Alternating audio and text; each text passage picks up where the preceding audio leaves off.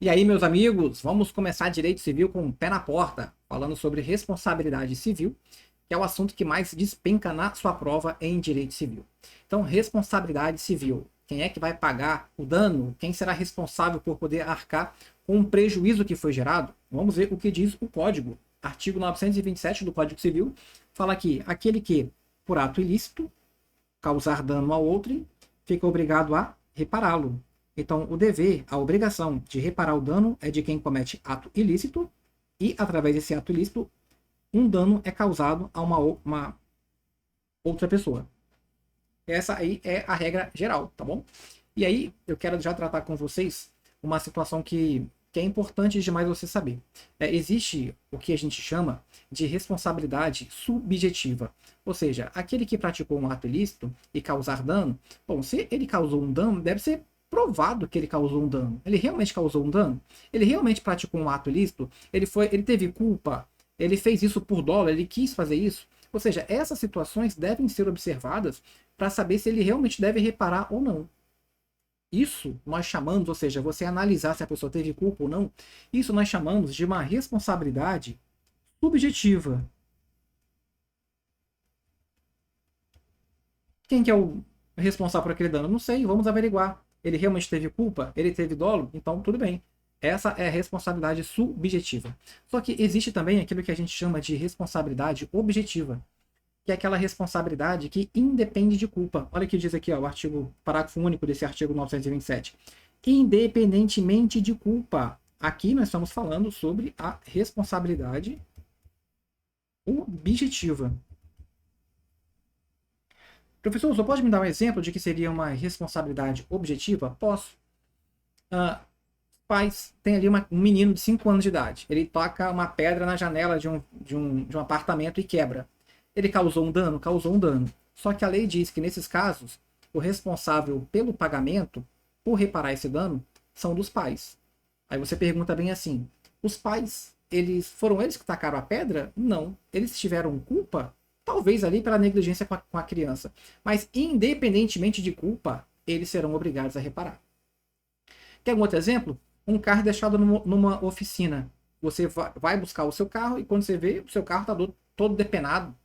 Ele está mais avariado do que quando você levou na oficina. E aí, o código diz que, nesse caso, a oficina ela tem uma responsabilidade objetiva. O dono da oficina pode falar assim: não, mas quem fez isso aí foi o meu funcionário, ele estava meio estressado aí e resolveu descontar no seu carro. Ele pode alegar isso? Claro que não. Por quê? Porque o código diz que, neste caso, a responsabilidade independe de culpa. Então, como é uma responsabilidade mais séria, né? Ou seja, independe de culpa, o código diz que esse tipo de responsabilidade ele deve ser previsto em lei.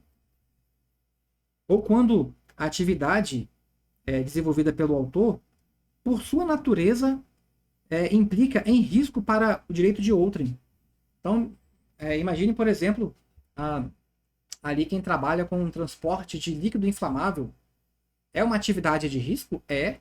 Se esse caminhão tombar, independentemente de quem seja a culpa, haverá também ali a responsabilidade objetiva. Tudo bem? Olha só que interessante, hein? A gente viu aqui que para poder reparar, você tem que praticar um ato ilícito. E o próprio código fala que não constitui atos ilícitos. Então, isso aqui não é considerado ato ilícito. O que não é considerado? A legítima defesa e o mais importante, que está no inciso 2 aqui, ó, a deterioração ou destruição da coisa alheia, a lesão à pessoa, a fim de remover o quê? Perigo iminente. Então, você imagina a situação, você está na sua casa, você começa a ouvir um choro de criança, esse choro perdura durante 1 hora e meia, aí você começa a perceber que essa criança está sozinha em casa. Você arromba a porta do seu vizinho para poder socorrer essa criança, para poder removê-la de um perigo iminente. A destruição dessa porta, ela constitui um ato ilícito? Não. Por quê? Porque o código diz que não constitui ato ilícito a destruição a fim de remover perigo iminente. Tudo bem? Agora, olha só, essa situação aqui, ela envolve outras coisas, tá? Isso aqui é o mais importante da sua prova. Preste atenção. Se a pessoa lesada ou o dono da coisa, no caso do inciso 2 do artigo 188, se só familiar, né? Artigo 188, inciso 2. Então, neste caso aqui, se a pessoa lesada ou o dono da coisa não forem culpados do perigo, eles terão direito à indenização. No caso que eu citei, a pessoa lesada, que foi ali o pai, né, que teve a porta arrombada, ele que foi o culpado, ele deixou a criança sozinha. Então, para esse exemplo, não funciona aqui, tá? Deixa eu colocar um exemplo prático que já caiu na prova e vai continuar caindo. Preste atenção, por favor. Você tem aqui os pais, que eu vou chamar de A. Você tem aqui o motorista, que eu vou chamar de B. Você tem o dono da casa, que eu vou chamar de C. Os pais, por negligência, deixaram a criança sozinha. É a criança e foi para o meio da pista. Esse carro aqui, para poder não bater na criança, ele desviou e bateu na casa. Então, primeira coisa que eu quero tratar com vocês. Eu chamei esse aqui de A, esse aqui de B, esse aqui de C. Analisando apenas essa situação aqui, entre os pais e o carro. O carro bateu por culpa de quem? Por culpa dos pais, que deixaram a criança sozinha. Então, quem vai ter que pagar quem aqui? Os pais terão que arcar com o dano sofrido aqui no carro. Tudo bem? Agora, vamos limpar isso aqui. Vamos colocar de novo aqui. A, B e C. O C aqui, ele teve um dano, né? Aqui, ó, bateu. Teve um prejuízo aqui com a casa. Quem deverá pagar C? B. Peraí, professor, mas não foi culpa dele. Eu sei que não foi. Eu sei que a culpa foi de A. Só que nesse caso, B paga a C e B pode entrar com uma ação contra A para poder pedir de volta o que ele pagou para C. Onde que está isso, professor? Vou mostrar para vocês aqui, ó. No caso do inciso 2 do artigo 188, que é exatamente aqui esse mesmo exemplo, se o perigo ocorrer por culpa de terceiro, culpa de terceiro, de quem que foi a culpa? Foi de A. Contra o terceiro, terá o autor do dano. Quem é o autor do dano? É o B, é o carro. Ele foi o autor do dano. Ele terá, esse autor do dano, no caso aqui o dono do carro, terá ação regressiva para haver a importância que tiver ressarcido o lesado. O lesado aqui é C. O lesado é C. Ou seja, B pagou para C e agora ele tem direito de entrar com uma ação regressiva para cobrar o que ele pagou para C. Ele vai cobrar agora de A. Pessoal, se você assistir essa aula só mais uma vez, você vai compreender isso aqui. Isso aqui cai em prova, isso aqui seria a situação mais difícil de você entender e não é tão difícil assim. Então, por favor, insista um pouco porque essa questão vai cair na sua prova da OAB e você precisa compreender isso. Tudo bem? Outros artigos que também são importantes aqui para vocês. Olha só. O dono ou detetor do animal ressarcirá o dano por este causado, ou seja, pelo animal, se não provar culpa da vítima ou força maior. Então, o dono do animal, ele será culpado. Só não será culpado se provar culpa da vítima, tá? Provar culpa da vítima, ou seja, o cachorro tá ali quietinho, dentro do portão, tá tranquilo ali. Aí chega um menino atentado, começa a tacar pedra no cachorro, começa a mexer com ele, começa a implicar e chuta portão e tudo mais. Aí daqui a pouco o cachorro pula o portão e pega a criança. Aí, meu amigo, aí é culpa da vítima, né? Não quero nem colocar a criança aqui, né? Vamos colocar um adulto que faz isso. A culpa aqui será realmente da vítima. Ou de força maior, tá bom? De força maior. Veio uma chuva que ninguém imaginava e a chuva ela foi tão forte que arrancou o portão, arrancou o muro, arrancou tudo. Aí o cachorro ele fica solto. Então aí é uma situação de força maior que vai retirar a responsabilidade pelo detentor do animal. Bom? Olha só, hein? O dono do edifício ou construção, presta atenção, o dono do edifício ou construção responde pelos danos que resultarem de sua ruína, se essa provier de falta de reparos, cuja necessidade fosse manifesta. Então, você não pode confundir esse artigo com o próximo que eu vou colocar para vocês. Se tiver um edifício antigo, todo mundo está olhando, vendo que é um edifício antigo, que precisa de uma manutenção, ninguém faz, o dono está sumido. Daqui a pouco, uma parte da alvenaria daquela construção se despenca e cai em alguma pessoa, quem é que vai pagar? Vai ser o engenheiro? Não vai ser o engenheiro. Vai ser o dono do edifício ou da construção.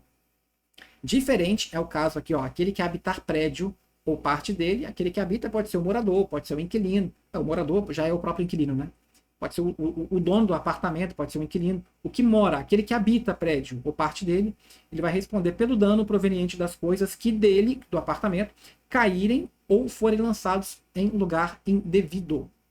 Então, tem ali uma plantinha que fica ali na grade da janela, bateu um vento mais forte, a plantinha caiu e prejudicou alguém, né? Causou um dano a alguém, então aquele que habita o prédio será obrigado a repará-lo, tá bom? Olha só, isso aqui também é importante, especialmente para a segunda fase, seja de direito civil, seja do direito do trabalho. Olha só, hein?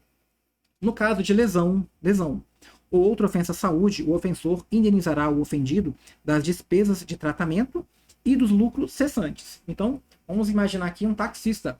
Ele foi lesionado por alguém e essa pessoa que lesionou, ela será obrigada, além da questão penal, não estou nem entrando aqui na questão penal, se praticou crime ou não, tá? Estou falando aqui em termos de indenização. Então, aquele que lesionou esse taxista vai ter que pagar pelas despesas de tratamento. Vamos supor que ele tenha ficado 30 dias internado. Quanto que deu a conta do hospital? 50 mil. Vai ter que pagar os 50 mil que foram as despesas do tratamento. Mas espera aí, esse taxista ele depende de trabalhar para poder ganhar dinheiro. Ele ficou parado 30 dias. Isso aqui nós estamos falando sobre os lucros cessantes. Tá? Então, despesa de tratamento é aquilo que ele efetivamente teve de prejuízo. Os lucros cessantes são aquilo que ele deixou de ganhar. Até o fim da convalescença, até ele ficar bom e voltar a trabalhar normalmente, aquele que causou essa lesão terá que pagar tudo isso aí. Tudo bem? Agora uma situação a mais é a seguinte: se da ofensa resultar defeito, ou seja, o taxista ele foi lesionado e resultou um defeito pelo qual o ofendido não possa exercer o seu ofício ou profissão, ou então foi diminuída a capacidade de trabalho dele. Ou seja, além, tá? Além, ou seja, além das despesas com tratamento, que a gente viu, os 50 mil, os lucros cessantes, ele ficou 30 dias sem trabalhar, e incluirá também pensão correspondente à importância do trabalho para que se inabilitou. Então, se ele perdeu as mãos através dessa lesão, não tem como mais trabalhar, então ele vai ter direito a receber uma pensão ou depreciação daquilo que ele sofreu. Tudo bem, pessoal? Olha só, isso aqui, em 12 minutos, nós conseguimos resumir bastante coisa. Faça os exercícios, tenho certeza que você vai compreender e esse ponto está garantido. Beleza? Um abraço e até a próxima, hein? Tchau, tchau.